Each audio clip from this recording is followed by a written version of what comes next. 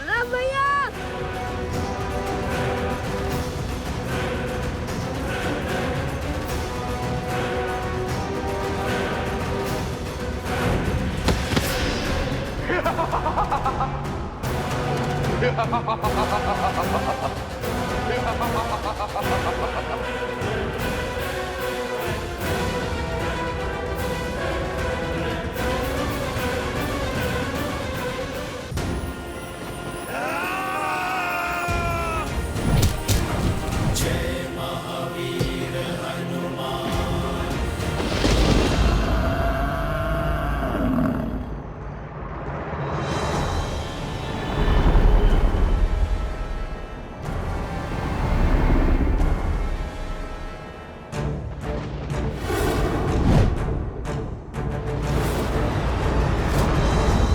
प्रणाम यमदेव।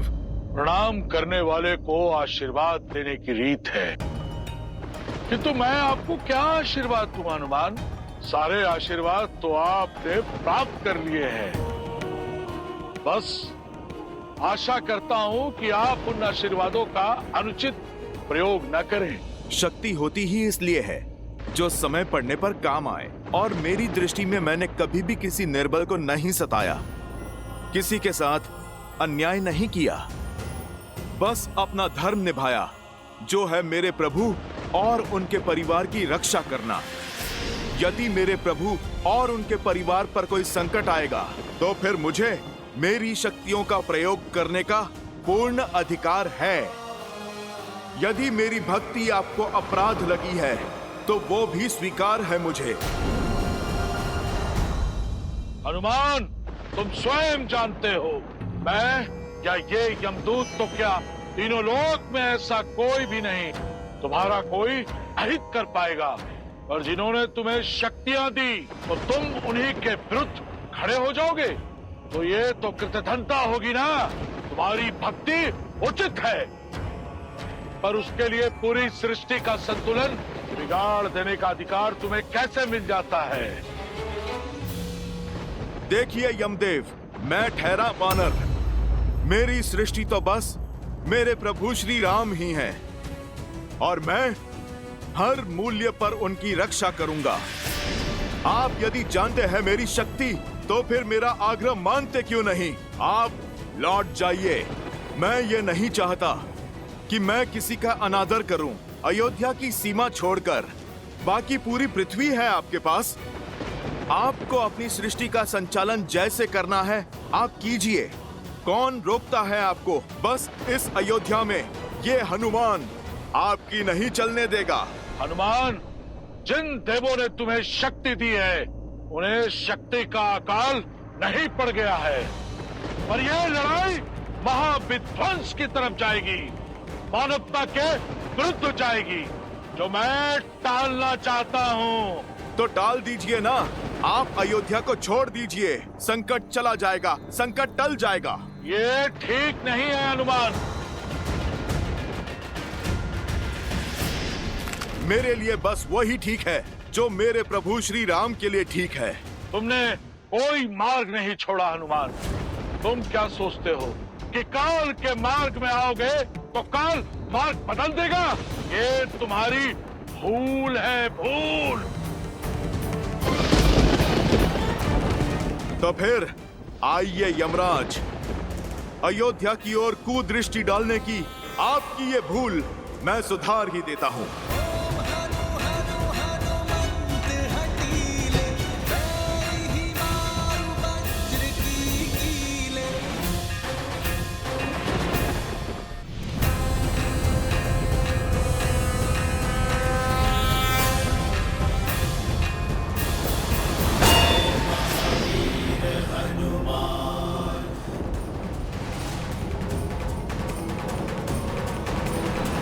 यमदेव, मेरे समक्ष प्रस्तुत हो तुरंत। ये मेरा ब्रह्मा का आदेश है। पहले यमदूत, फिर साक्षात यम का आगमन। अर्थात मेरा संदेह उचित था। इस पृथ्वी पर जो कुछ भी घटता दिख रहा है, उससे अलग ही कोई योजना बना रही है नियति, जिसके विषय में मेरे भोले भाले प्रभु को भान नहीं। पर इस हनुमान के रहते कोई भी अनिष्ट नहीं होगा। जय श्री राम।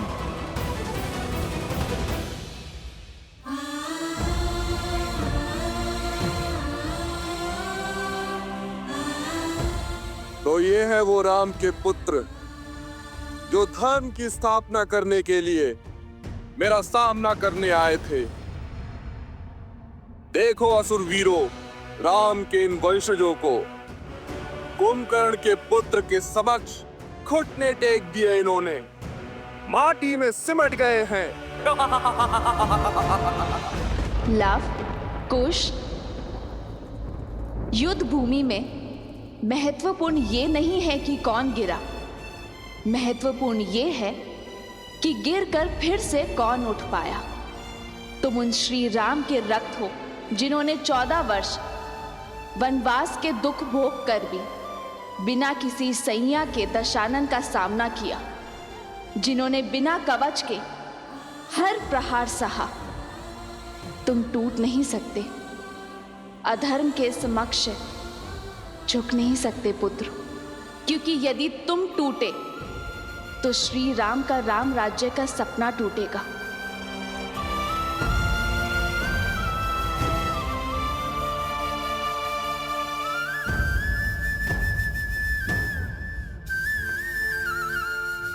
तुम झुके तो रघुकुल का सम्मान और तुम्हारी माता का अभिमान झुकेगा। जो इतने लोग श्री सिया राम में विश्वास करते हैं, उनका विश्वास टूट जाएगा। उठो पुत्रों। तुम दोनों केवल रघुवंश के अंश नहीं हो, धर्म के पथिक भी हो। और ये यात्रा केवल भ्रमण नहीं, यह अध्ययन है, संसार का भी और स्वयं का भी। क्योंकि जो स्वयं पर विजय पा लेता है, उसे संसार कभी हरा नहीं सकता।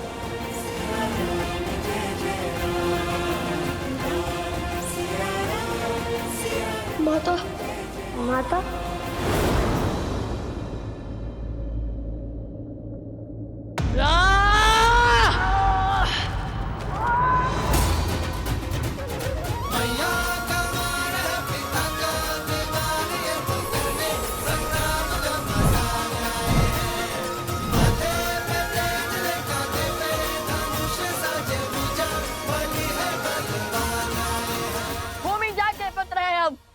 भूमि शायद नहीं हुए, अपनी माता का आशीष ले रहे थे हम। आओ तुम्हें भूमिजा के पुत्रों की शक्ति दिखाएं। अब ये युद्ध तुम्हारे अंत के साथ ही समाप्त होगा। पिता का मार्ग चुना तो अंत भी वैसा ही होगा।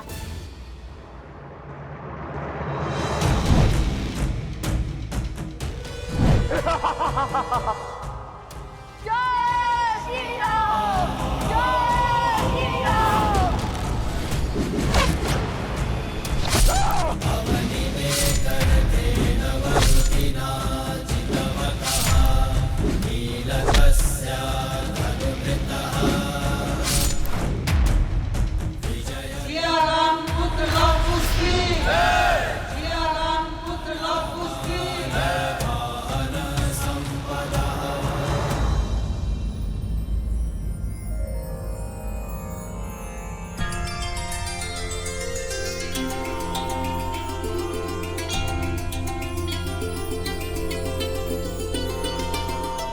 तुम्हारा मार्ग और तुम्हारी सोच अवश्य अनुचित है, किंतु तुमने अपना पुत्र धर्म निभाया है, इसलिए तुम इस प्रणाम के पात्र हो। हम देवताओं से आपकी मुक्ति की प्रार्थना करते हैं, बुरे से बुरे व्यक्ति में भी।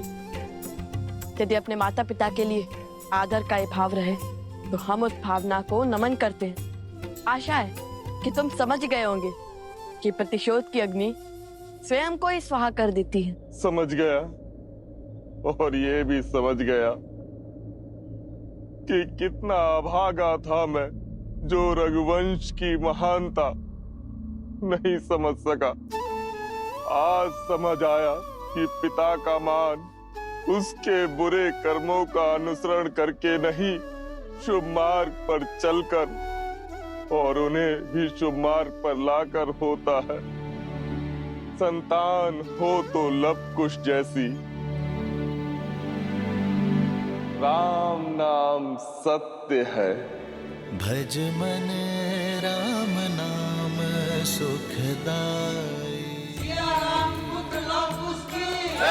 आर्यवर्त का भ्रमण तो संपूर्ण हो ही गया है कुछ। अब बस शीघ्र ही पिताश्री से भेंट करने की इच्छा है भैया। हनुमान से लड़कर कोई लाभ नहीं, इससे केवल समय ही व्यर्थ होगा। तो मार्ग क्या है परमपिता? महादेव अब केवल वही हैं जो हम सबको मार्ग दिखा सकते हैं। ब्रह्मदेव, हम गए थे महादेव के पास, किंतु उन्होंने सारी बात श्रीराम पर डाल दी। अब श्रीराम तो आपके प्रिय हनुमान जी की सौगंध से बंधे हैं। इसीलिए हमें अब महादेव के पास ही जाना होगा।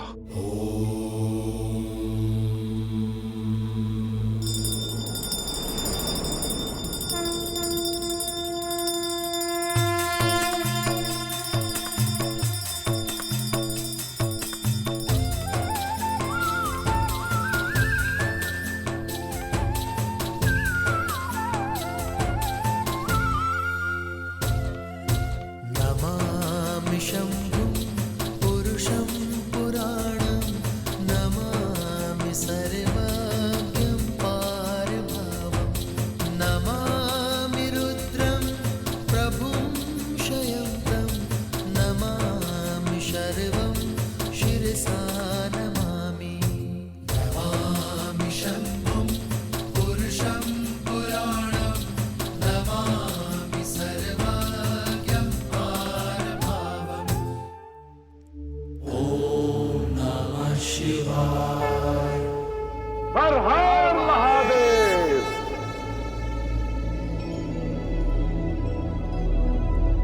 महादेव, अपने नाम को साकार करने का समय आ गया है प्रभु। हमारी विपदा को केवल आप ही हर सकते हैं। एक युग का परिवर्तन होने को है और हनुमान बाधा बनकर खड़े हैं। श्री राम की लीला के समाप्त होने का समय हो गया है, किंतु ऐसा हो नहीं रहा, क्योंकि हनुमान ऐसा होने नहीं दे रहे। और वहां देवी लक्ष्मी प्रतीक्षा कर रही है नारायण और हनुमान की इस हट के अंत होने का। और हनुमान जी वो है कि अपनी हट से हटने को तैयार ही नहीं है। वो आप ही के अंश हैं। कृपा कर कोई मार्ग दिखाइए प्रभु, कोई मार्ग दिखाइए।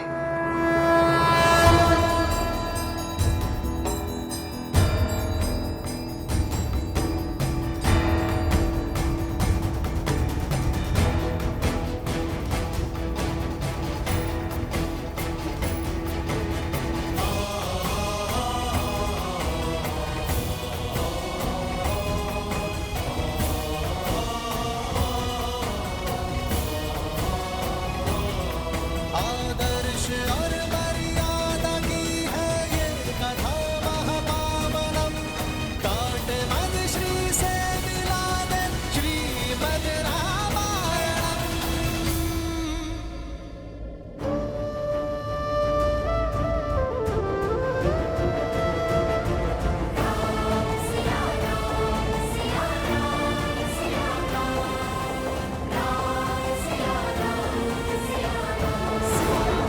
सीते,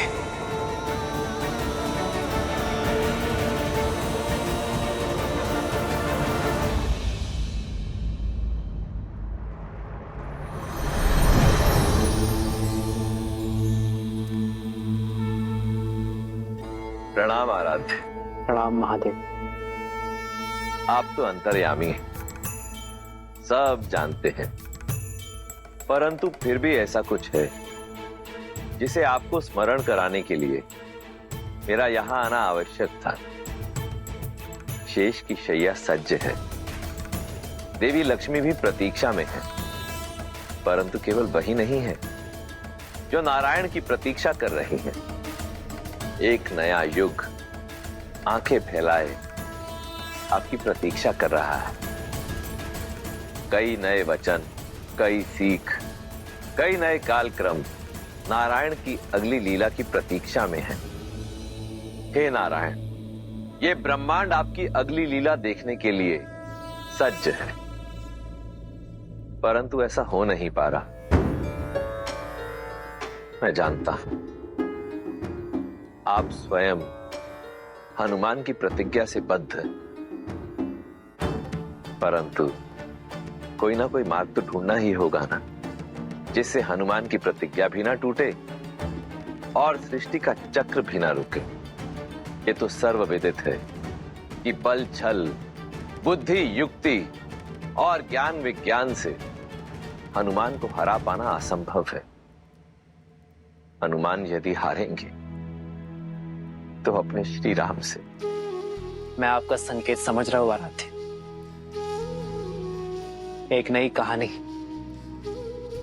एक नया युग, एक नया अवतार लेने का समय आ गया है। किंतु समस्या ये है कि इस बार बाधा कोई असुर या असुरी शक्ति नहीं, बाधा एक भक्त है। बाधा कोई छल या पाप नहीं, एक भक्त का असीम प्रेम है। महादेव, इस संसार में युगों युगों तक जब भी एक सच्चे भक्त का नाम लिया जाएगा, तब सर्वप्रथम हनुमान का नाम लिया जाएगा। जिस जिसके मन में मेरा नाम बसेगा, मेरा हनुमान उसकी रक्षा करने के लिए सच होगा। और जब जब राम का नाम लिया जाएगा, हनुमान का नाम स्वयं उसके साथ जुड़ जाएगा। राम नाम की 108 माला पूर्ण करने का पुण्य एक भक्त को केवल हनुमान का नाम लेके ही मिल जाएगा। किंतु समय आ गया है महादेव कि एक भक्त ये जाने कि भक्ति शरीर की नहीं, भाव की होती है। शरीर के मोह और बंधन से मुक्त होकर ही भक्ति का वास्तविक सोपान चढ़ा जाता है, और वही उसका उचित मार्ग है। आप निश्चिंत हो जाइए महादेव, हनुमान की बाधा शीघ्र ही दूर हो जाएगी।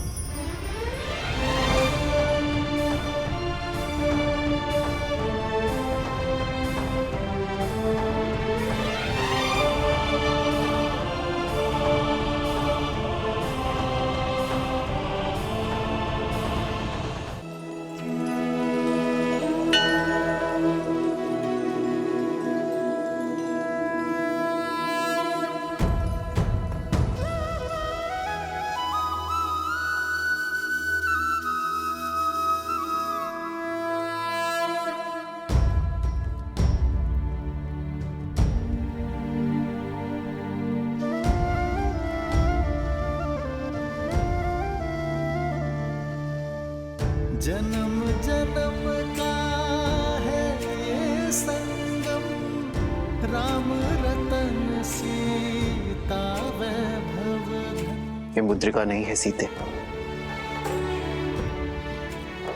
हमारे प्रेम, हमारे वियोग,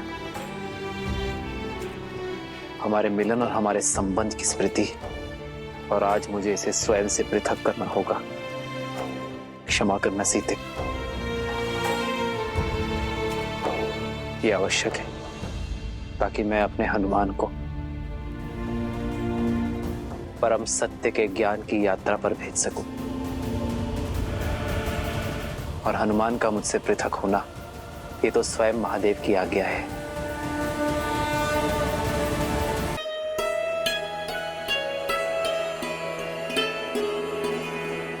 हनुमान। प्रभु, मैं अभी प्रस्तुत हुआ। जय श्री राम। श्री गुरु चरण सरोज रज,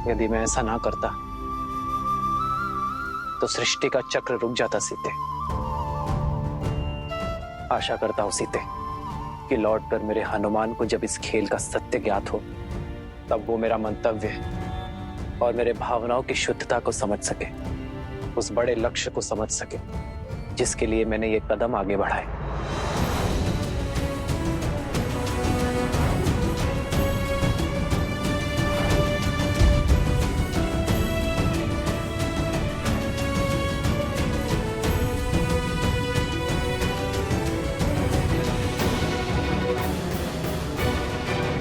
ये तो मैं बहुत नीचे आ गया हूं, पर मुद्रिका कहां है?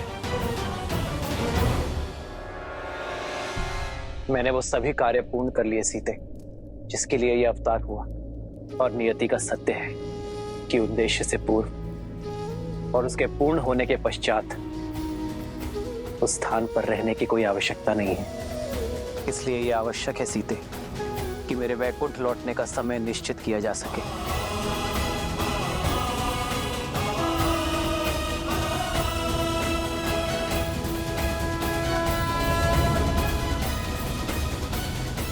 सत्य कहा नारायण ने।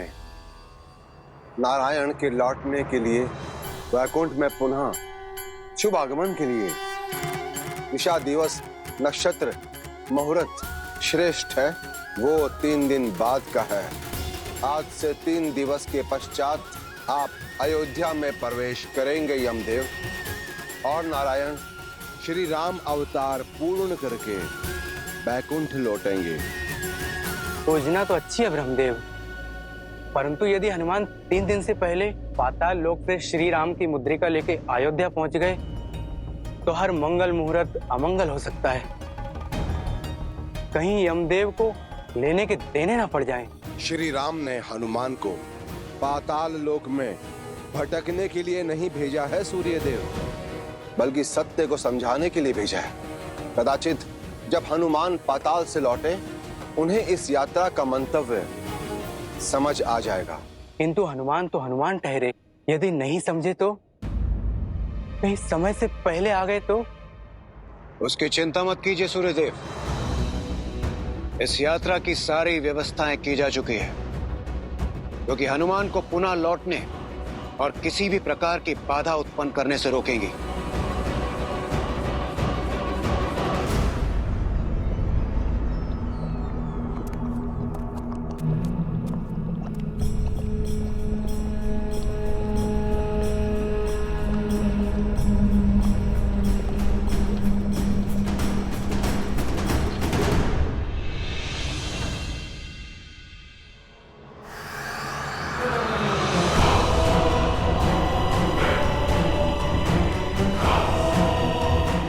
हमें तो भोजन मिल गया।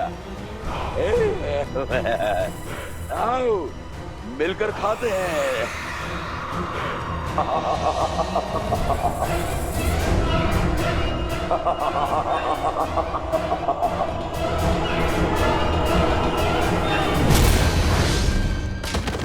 जय महावीर हनुमान।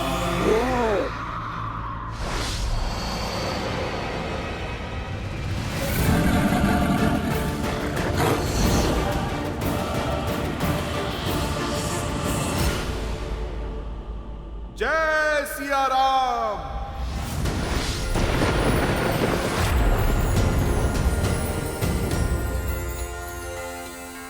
आक्रमण सामने से हो या फिर पीछे से, हनुमान सतर्क है।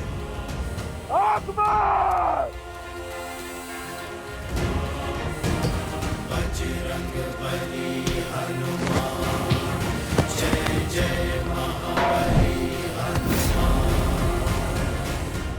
पता मेरे प्रभु की मुद्रिका कहां है? स्वर्ण मुद्रिका थी वो, चमकती हुई। बोल, देखा तूने?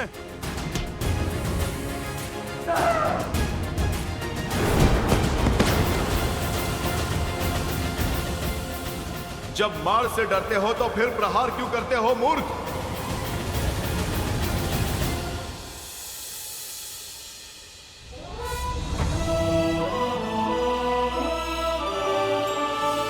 अयोध्या कुमार लोग उसकी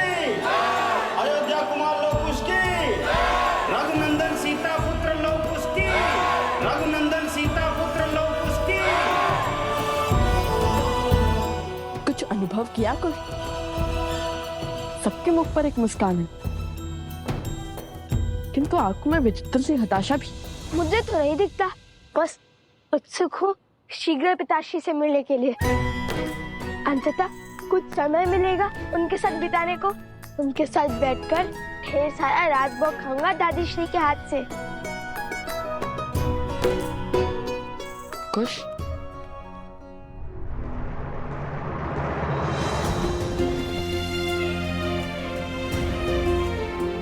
मेरे दोनों भतीजे यहाँ पहुंच चुके हैं। शीघ्र ही मेरी भाभी माँ भी अवश्य लौटेंगी।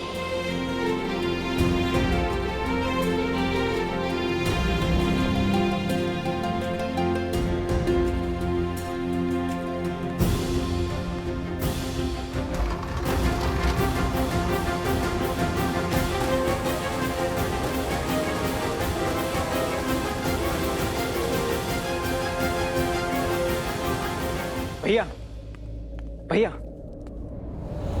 भैया,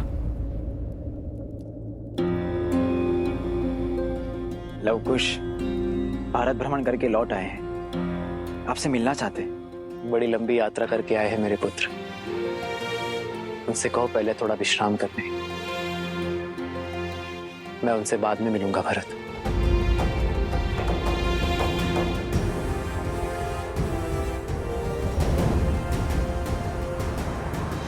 काकाश्री, प्रणाम बड़े प्रणाम काकाश्री। आयुष्मान भव पुत्रों।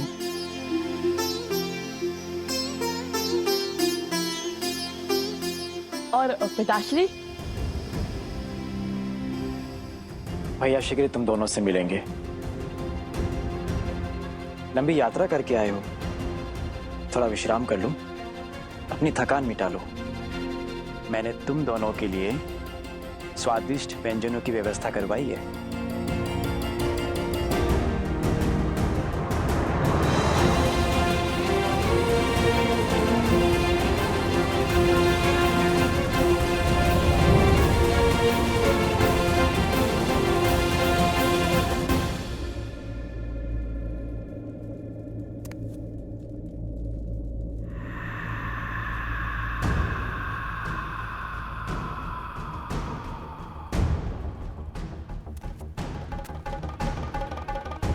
कहां लुप्त हो गई प्रभु की मुद्रिका?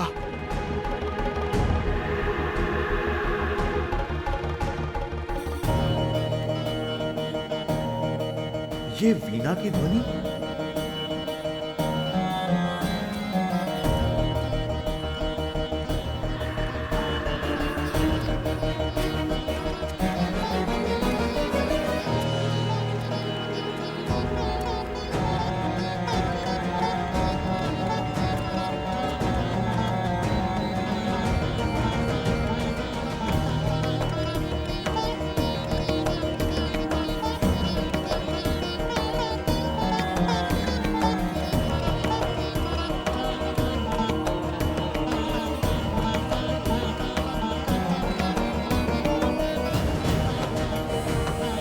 जय सिया राम महाराज महाबली।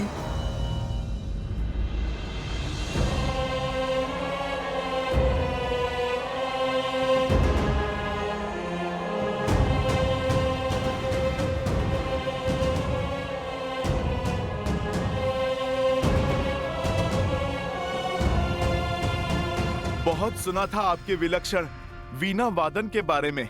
आज मुझे सुनने का भी सौभाग्य मिला। मेरी अनुमति के बिना मेरे राज्य में प्रवेश किया है तुमने। परिचय दो अपना। महाबली, मेरा परिचय तो आपने सुना ही होगा।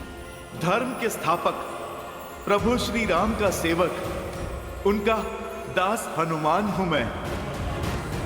नियति संकट में है महाबली, जितना हो सके तुम्हें उतना समय व्यतीत करवाना होगा। ये मेरा सौभाग्य है कि आज स्वयं वीर बजरंग बली हनुमान मेरे लोक में पधारे हैं। ये तो विशेष दिन है। आपकी संगीत साधना में बाधा डालने के लिए मैं क्षमा चाहता हूं महाराज, किंतु एक आवश्यक कार्य आन पड़ा है। सबका संकट हरने वाले संकट मोचन हनुमान को आज मेरी आवश्यकता आ पड़ी, ये कैसे हो सकता है? आप सच में हनुमान ही है ना?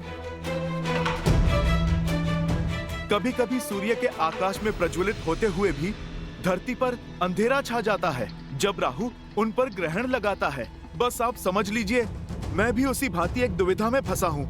क्या है कि एक स्वर्ण मुद्रिका यहाँ कदाचित आपके लोक में आ गई है, जो मेरे प्रभु की और माता सीता की अंतिम स्मृति चिन्ह है।